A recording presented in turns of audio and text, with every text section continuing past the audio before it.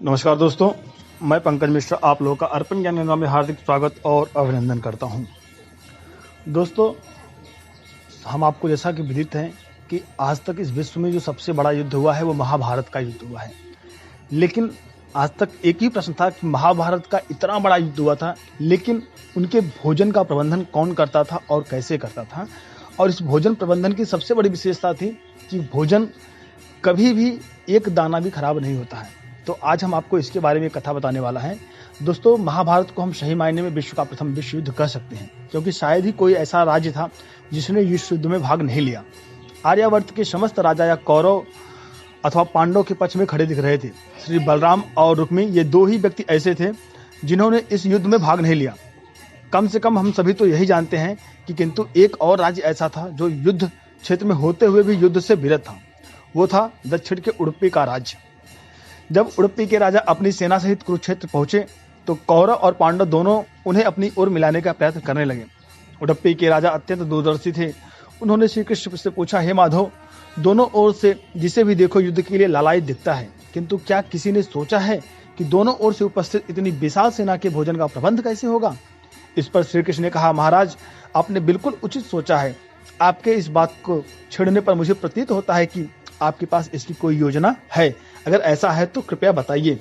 इस पर उडुपी नरेश ने कहा, हे वासुदेव, ये सत्य है, भाइयों के बीच हो रहे इस युद्ध को मैं उचित नहीं मानता।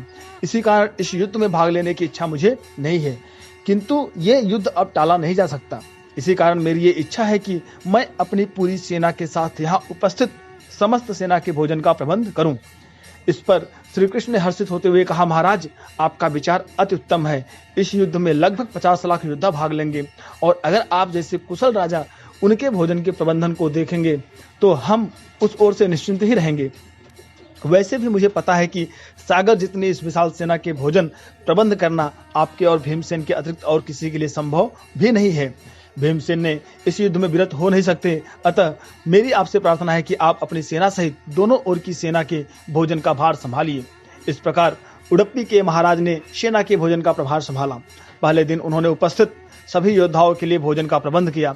उनकी कुशलता ऐसी थी कि दिन के अंत तक एक दाना अन्न का भी बर्बाद नहीं होता था।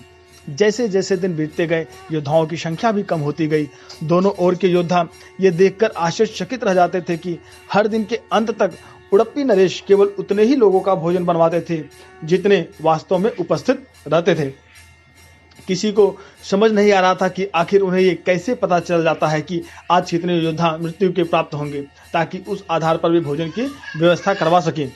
इतने विशाल सेना के भोजन का प्रबंध करना आपके अपने आप में ही एक आश्चर्य था, और उस पर भी इस प्रकार कि अन्न का एक दाना भी बर्बाद ना हो, ये तो किसी चमत्कार से कम नहीं था।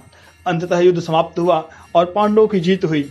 अपने राज्याभिषेक के दिन आखिरकार युधिष्ठिर से रहा नहीं गया और उन्होंने उडुपी नरेश से पूछ ही लिया, हे महाराज, समस्त देशों के राजा हमारी प्रशंसा कर रहे हैं कि किस प्रकार हमने कम सेना होते हुए भी उस सेना को परास्त कर दिया जिसका नेतृत्व पितामह भीष्म, गुरु द्रोण और हमारे ज्येष्ठ भ्राता कर्ण जैसे महारथी कर रहे थे। किंतु मुझे लगता है कि हम सबसे अधिक प्रशंसा के पात्र आप हैं, जिन्होंने न केवल इतनी विशाल सेना के लिए भोजन का प्रबंध किया, अपितु ऐसा प्रबंधन किया कि एक दाना भी अन्न का व्यर्थ न हो पाया।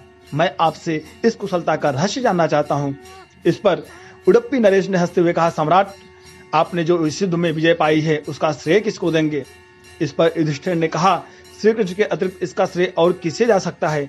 अगर वे ना होते तो कौरव सेना को परास्त करना असंभव था। तब उडुपी नरेश ने कहा, हे महाराज, आप जिसे मेरा चमत्कार कह रहे हैं वो भी श्री कृष्ण का ही प्रताप है। ऐसा सुनकर वहां उपस्थित सभी लोग आश्चर्यचकित हो गए। तब उडुपी नरेश ने इस रहस्य पर से पर्दा उठाया और कहा, हे महाराज, श्री कृष्ण प्रतिदिन रात्रि में मूंगफली खाते थे। मैं प्रतिदिन उनके शिविर में गिनकर मूंगफली रखता था और उनके खाने के पश्चात गिनकर देखता था कि उन्होंने कितनी मूंगफली खाई है। वे जितनी मूंगफली खाते थे उसके ठीक 1000 गुणा सैनिक अगले दिन युद्ध में मारे जाते थे। अर्थात अगर वे 50 मूंगफली खाते थे तो मैं समझ जाता था कि अगले दिन 50,000 योद्धा युद्ध में मारे जाएंगे।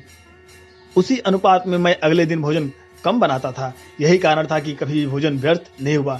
श्री कृष्ण के इस चमत्कार को सुनकर सभी उनके आगे नतमस्तक हो गए।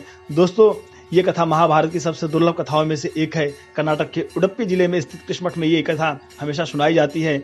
और दोस्तों, ऐसा माना जाता है कि इस मठ की स्थापना उडुपी के सम्राट द्वारा ही करवाई गई थी, जिसे बाद में श्री माधवाचार्य जी ने आगे बढ़ाया।